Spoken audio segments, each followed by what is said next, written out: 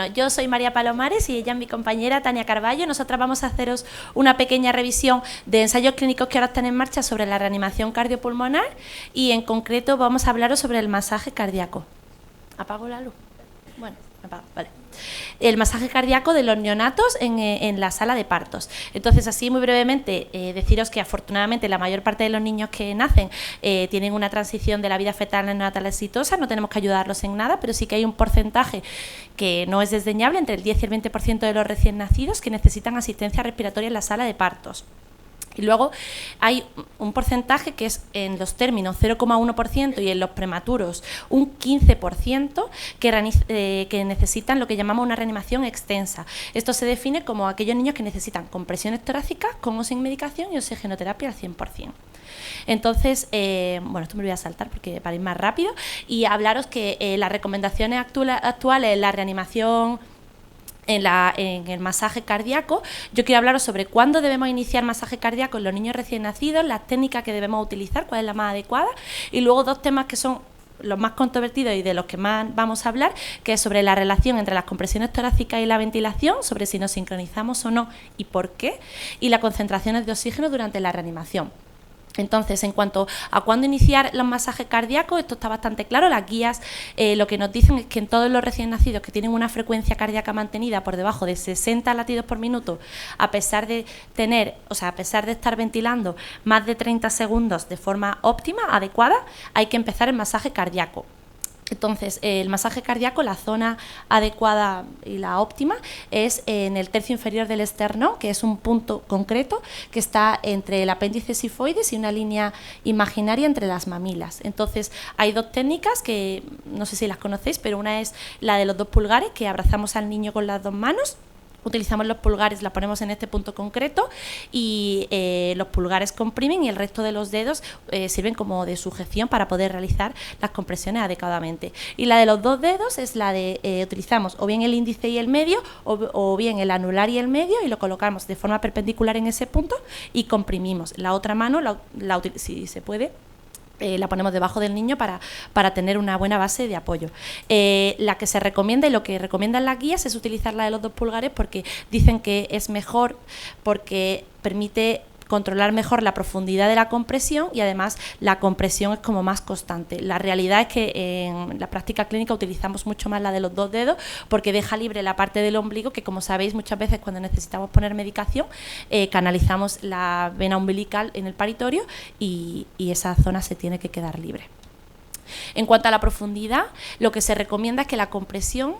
tenga una profundidad como de 1/3 del diámetro anteroposterior del niño. Entonces, esto es un 33%, que creo que es un poco más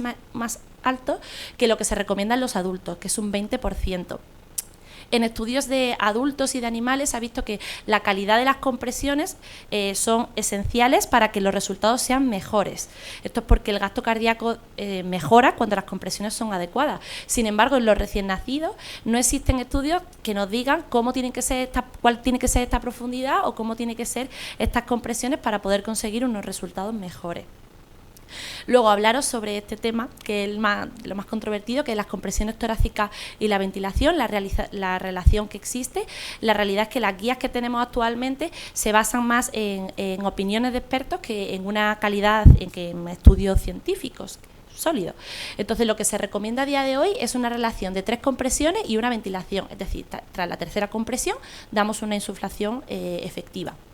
Esto en un minuto son 90 compresiones y 30 inflaciones. Y el argumento inicial es que la frecuencia cardíaca y la frecuencia respiratoria en los recién nacidos es mayor, que aunque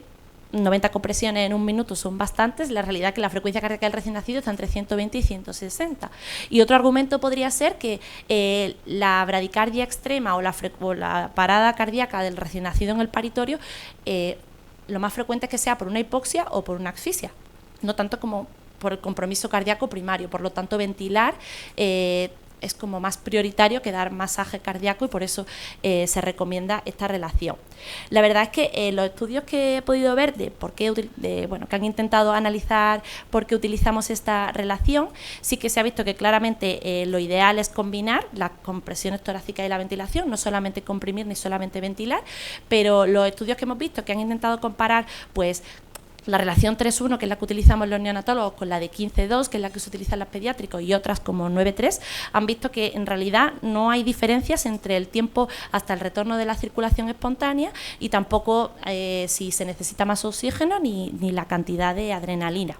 Sí que en estudios en maniquís se ha visto que la relación de 3-1, la ventilación es mayor, la tasa de ventilación es más alta, aunque el volumen tidal es el mismo en las diferentes relaciones. Cuando la relación es 3-1, el volumen minuto es mayor, y esto podría ser beneficioso porque el punto crítico de la reanimación en el neonato es la ventilación. Y luego la sincronización, que como sabéis, las recomendaciones, las guías de adultos y en los pacientes pediátricos, lo que se recomienda es dar compresiones torácicas continuas con ventilaciones asincrónicas cuando ya se consigue establecer una vía aérea segura. Sin embargo, a día de hoy en el neonato lo que se recomienda es sincronizarse, damos 3 compresiones, una ventilación. ¿Por qué? Bueno, pues las guías, como os digo, es que la mayoría está todo basado en opiniones de expertos, y ellos dicen que el suministro de oxígeno en el recién nacido durante las compresiones torácicas se ve comprometido. Los estudios así que he visto que hablan sobre esto en los maniquís, aunque el objetivo no era comparar esto, sino comparar la relación de 3-1 con 15-2, sí que vieron, como os he dicho previamente, que la relación 3-1 se ventilan más, pero también compararon ellos la relación 3-1 con ventilaciones asincrónicas. Sin embargo, vieron que la ventilación asincrónica, la tasa de ventilación es mayor. Esto, llevado a modelos animales, los resultados no son concluyentes y en realidad no podemos sacar una conclusión para poder cambiar esta práctica que tenemos, porque sí que hay, por ejemplo, este estudio de aquí, el de Smothler, que es como el que publica más sobre estos temas, él vio que cuando a los cerditos no se sincronizaba las compresiones con la ventilación, los cerditos que recuperaban, los que sobrevivían, tenían tensiones arteriales más bajas, lácticos más altos, pero realmente no encontraron diferencia en el tiempo hasta la recuperación de la frecuencia. Y ya lo último, unas pinceladas sobre las concentraciones de oxígeno, para que sepáis que antiguamente, hace unos años, cuando se ventilaban los recién nacidos, se administraba siempre oxígeno al 100% a todos los niños que se necesitaban ventilar. Sin embargo, se hicieron ensayos clínicos y metaanálisis que comparaban a los recién nacidos términos que se administraba oxígeno al 100% al ventilarles y otros que se les ponía se ventilaba solamente con aire, y vieron que los niños que le ventilábamos con oxígeno al 100% tenían tasas más altas de tiempo hasta la primera respiración, puntuaciones de Apgar a los 7 minutos más bajas, e incluso vieron que había hasta tasas más altas de muerte cuando se ventilaba con oxígeno al 100%, por lo que actualmente, siempre que solamente, hablo de recién nacidos a término, siempre que solamente tenemos que ventilar, inicialmente la recomendación es empezar con aire. Luego después, si ya tenemos que dar masaje cardíaco, ya la recomendación es al 100%, aunque digo no está basada en ensayos ni en estudios, sino solamente por recomendaciones, por opiniones de expertos. Y con todo esto que os cuento, todo el cuidado que tenemos los neonatólogos, todas las guías clínicas, todos los estudios que intentamos, la realidad es que los resultados que tenemos a día de hoy en cuanto a mortalidad y morbilidad a corto plazo neurológica es que los resultados no son aceptables, son resultados que no son buenos. Entonces los neonatólogos nos preguntamos qué métodos podemos utilizar, cómo podemos mejorar la reanimación en estos niños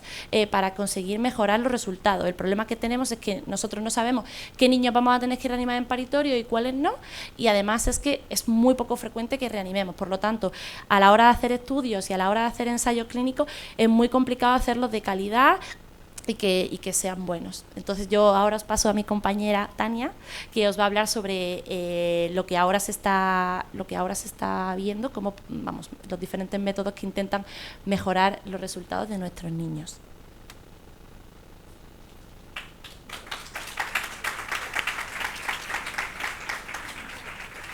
Bueno, como ya se ha dicho varias veces a lo largo de esta mesa, los neonatos se paran generalmente como consecuencia de una depresión de oxígeno, de un aumento de carbónico y de una acidosis secundaria a la asfixia, que genera una bradicardia.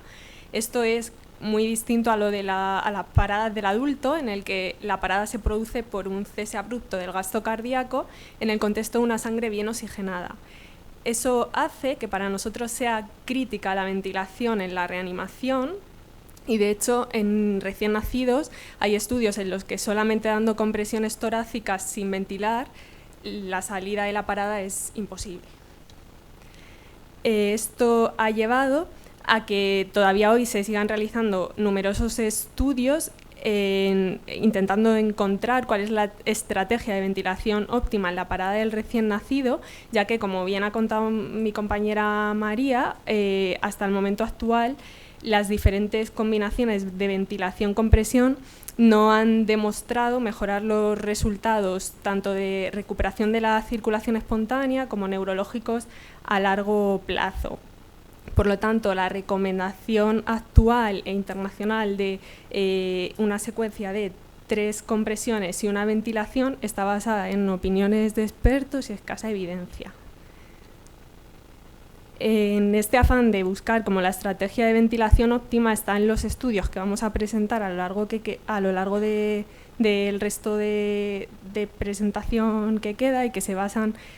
todos ellos en insuflaciones sostenidas en situación de un niño que requiere compresiones torácicas, que es una situación distinta de la del niño que transitoriamente requiere presión positiva para adaptarse a la vida extrauterina, pero sin llegar a precisar masaje cardíaco. Que en ese segundo escenario sí que hay bastantes estudios, incluso ensayos clínicos. Sin embargo, en el niño que requiere masaje cardíaco, la mayoría de los estudios que hay son preclínicos en animales. Ya ha salido varias veces este nombre a lo largo tanto de nuestra sesión como la del compañero anterior, y este señor es el que ha realizado la mayoría de los estudios en esta línea. Está ahora mismo en Canadá, y el primero que publicó fue en Circulation en el año 2013, en el que aleatorizaba a 20 cerditos a 20 cerditos a los que había producido una situación de asfixia por oclusión del tubo endotraqueal. Eran 20 cerditos que tenían entre 1 y 4 días de vida, y los aleatorizaba a reanimarlos con una insuflación sostenida y compresiones torácicas, insuflaciones sostenidas de forma continua, 30 de pico, 30 segundos, descanso un segundo, 30 de pico, 30 segundos, y así hasta que se conseguía la recuperación de la circulación espontánea, frente a otro grupo al que se reanimaba con la secuencia habitual de 3-1, y encontraron un tiempo hasta la recuperación de la circulación espontánea significativamente menor en el grupo de insuflación sostenida, con una supervivencia también mejor a las 4 horas, menor necesidad de oxígeno y menos dosis de adrenalina. En estos estudios la adrenalina se ponía minuto a minuto, no cada 3 minutos como las recomendaciones internacionales. En cuanto a parámetros respiratorios, también encontraron una mejor ventilación en cuanto a volumen minuto y mayor CO2 expirado en el grupo en el que se reanimaba con una insuflación sostenida, y en cuanto a parámetros hemodinámicos, presiones medias sistémicas y pulmonares más altas, con mejor flujo en la carótida y mejor gasto cardíaco. Aquí vemos una figura que aparece en el estudio del porcentaje medio de cambios en el flujo de la arteria pulmonar y de la carótida respecto al basal en lechones a los que se les había provocado la misma situación de monitorización, de anestesia, canalización de vías, respecto a los que se les había provocado la asfixia. En los puntos negritos son los de la insuflación sostenida. En el estudio anterior, la secuencia de compresiones torácicas que habían administrado al grupo de la insuflación sostenida era de 120 compresiones por minuto en lugar de 90, que son las que se dan según las recomendaciones que se utilizan en reanimación neonatal. Entonces, por si este hecho pudiese haber interferido en los resultados del estudio anterior, hicieron otro nuevo, también en cerditos, comparando la administración de 120 compresiones torácicas por minuto frente a 90, y no encontraron tampoco diferencias en cuanto al tiempo de recuperación de la circulación espontánea, la supervivencia o parámetros hemodinámicos. También se estudiaron parámetros ventilatorios en la reanimación con insuflación sostenida frente a una ventilación y 3 compresiones, y se encontró un reclutamiento pulmonar más constante, una mejor capacidad residual funcional con una ganancia de volumen tidal en cada ciclo de 2,3 mililitros por kilo, y esto pues se cree que podría mejorar la entrega de oxígeno a los alveolos y la ventilación y por tanto la recuperación de la circulación espontánea. Y frente a ello, cuando se reanimaba con ciclos 3-1 se producía una pérdida acumulada de volumen tidal de 4,5 mililitros por cada ciclo, lo que favorecía también una pérdida del reclutamiento pulmonar, obstaculizando la entrega de oxígeno y la recuperación de la circulación espontánea. También se comparó el tiempo de insuflación sostenida, haciendo en este caso 4 grupos, un grupo control, que como decía eran cerditos a los que se les había anestesiado y monitorizado, igual que a los otros 2 grupos, y luego un grupo al que administraban una insuflación sostenida durante 20 segundos, otro 60 segundos y otro con la reanimación clásica de 3-1. Y no encontraron diferencias en cuanto a supervivencia, parámetros hemodinámicos y recuperación de la circulación espontánea entre los diferentes tiempos de insuflación sostenida, y vieron también, midiendo citoquinas proinflamatorias en el pulmón de las necropsias de estos cerditos y en el cerebro, el daño neurológico y el daño cerebral. En cuanto al daño pulmonar, no encontraron diferencias en las concentraciones de citoquinas proinflamatorias en ninguno de los 4 grupos, y sí las encontraron en cuanto al daño neurológico, viendo que los cerditos que no habían tenido la situación de asfixia sí que tenían concentraciones más bajas, pero no había diferencias en cuanto a una insuflación sostenida más prolongada y la reanimación clásica a 3-1. Cabe decir también que, aunque no era un resultado primario, no encontraron neumotoras en los cerditos en los que se hacía una insuflación sostenida más prolongada. Vale, aquí vemos también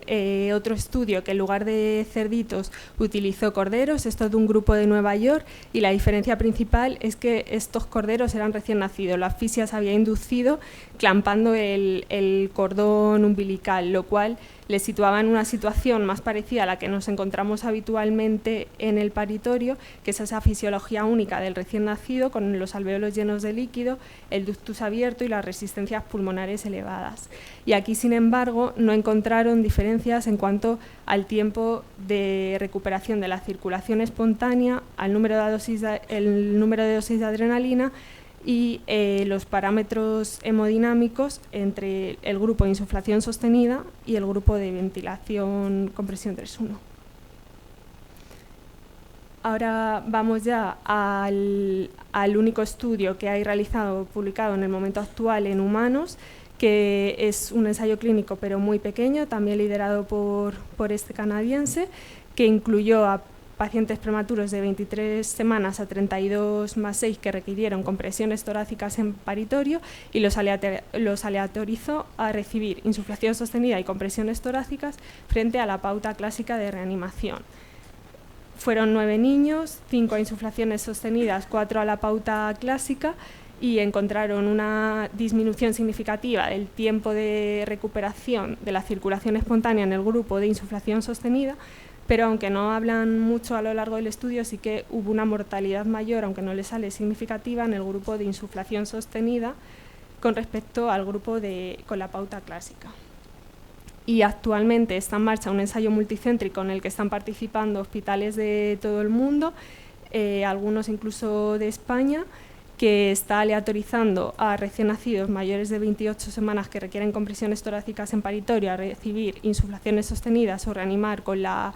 pauta clásica. El objetivo principal es el tiempo de recuperación de la circulación espontánea y tiene algunos objetivos secundarios de los que no habíamos hablado hasta ahora, como son aspectos neurológicos de pruebas de imagen, monitorización electroencefalográfica, INVOS, etcétera, pero de momento no hay datos publicados de análisis intermedios.